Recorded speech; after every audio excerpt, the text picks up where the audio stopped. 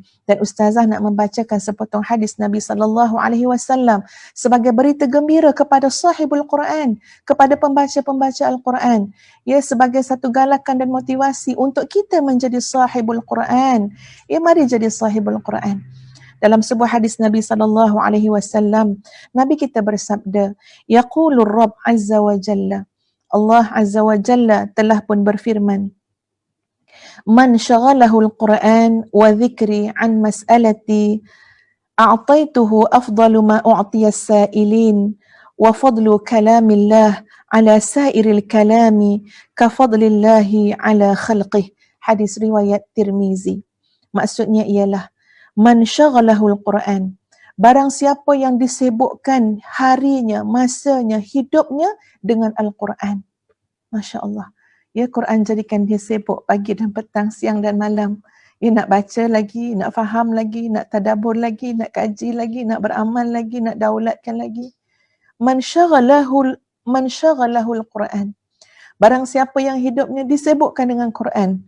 Wa zikri an mas'alati, dan juga disibukkan dengan mengingati Allah, mengingati aku. A'taituhu afdalu ma u'tiyas sa'ilin. Aku akan bagi kepada mereka sebaik-baik yang aku beri kepada orang yang meminta, sebaik-baik yang aku beri kepada orang yang berdoa. Dia nak bagi tahunya ada golongan sahabat-sahabat, tuan-puan, dia sibuk sangat dengan Quran. Hidup dia penuh dengan agenda Al-Quran. Masya Allah. Dia sibuk, hidup dia dipenuhi dengan mengingati Allah. Sampai mungkin dia terlupa nak meminta-minta. Ya, sampai mungkin dia tak banyak. Dia lupa sampai nak minta itu ini dengan Allah. Kenapa? Dia berikan ruang masa dia kepada Quran, memahami Quran, belajar Quran dan sebagainya. Maka dalam hadis ini, ya, apa yang disebut dalam hadis ini adalah a'taituhu afdalu ma u'tiyas sa'ilin. Aku akan bagi kepada dia sebaik-baik seperti mana yang diminta oleh orang-orang yang meminta. Wa fadlu kalamillah ala sairil kalami ka fadlillahi ala khalqih. Ketahuilah, ya sahabat-sahabat, adik-adik, kakak-kakak semua, kehebatan, kemuliaan, darjat kalamullah, yakni Al-Quran, di atas segala kalam-kalam yang lain.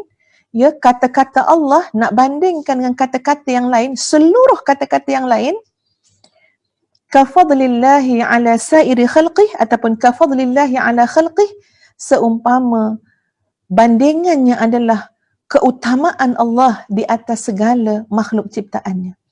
Maknanya bukan bandingan kan, Allah dengan makhluk bukan bandingan. Demikian juga kalamullah bukan bandingan dengan kalam manusia.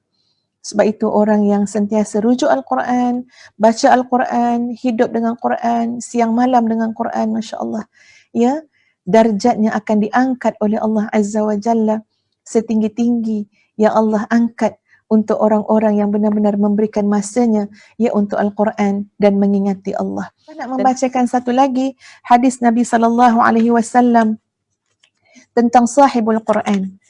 Ya, tentang sahibul Quran. Di mana dalam sabda Nabi yang diriwayatkan oleh Buraidah Al-Aslami, wa innal Qur'ana yalqa sahibuhu yawmal qiyamah hina yanshaqqu anhu qabruh karrajul syahib. Sesungguhnya Al-Quran akan menemui sahib, akan menemui orang yang ahli tentangnya, ya, orang yang menghafalnya, yang membacanya, yang beramal dengannya, ketika mana orang itu keluar daripada kuburnya. Fayaqulu lahu, dan Quran akan bertanya dengan dia. Ya, dia akan keluar daripada kubur itu, tuan-puan sekalian, dan Al-Quran, ia akan mewujudkan diri sepertinya seorang yang ramping bersama dengannya. Dan dia akan bertanya kepada sahibul Quran, hal ta'rifuni, kamu kenal tak aku? Allahu Akbar. Ya. Fayaqulu, maka orang itu akan berkata, ma a'rifuka, aku tak kenal kamu. Siapa kamu, ya? Nampak orang asing, ya, seorang laki-laki, seorang yang ramping, tidak dikenali. Kita pun jawab, orang sahibul Quran akan jawab, ma a'rifuka, aku tak kenal kamu. Fayaqul, maka lembaga itu, ya, tubuh yang ramping itu akan berkata, ana sahibuka, aku sahabat kamu. Ya, aku adalah pendamping kamu. Siapa? Ana sahibukal Quran. Aku adalah Quran yang mendampingi kamu. Allazi zma'tuka fil hawajir wa azhartu laylak. Di mana Al-Quran itu, ia telah menyebabkan kamu haus pada waktu siang. Masya Allah ya. Kerana sibuk dengan Quran. Ya, dia mungkin berpuasa. Ya, maknanya nak mendalami ajaran Quran. Menjadi hamba Allah yang soleh. Puasa di siang hari. Dan wa ashartu lailak, dan akulah sahabat kamu, akulah pendamping kamu, ya, yang menyebabkan kamu berjaga malam pada waktu malam hari. Wa inna kulla tajirin min warai tijaratih, dan sesungguhnya pedagang itu akan meraih untung di belakang dagangannya. Ya, bila kita berdagang, untung tu selepas berdagang. Wa innakal yaum min warai kulli tijaratin fayu'tal mulka biyaminih.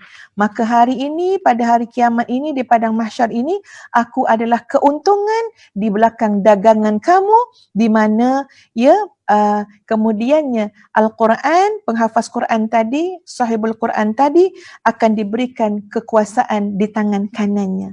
Ya, ashabul yamin diberikan di tangan kanannya.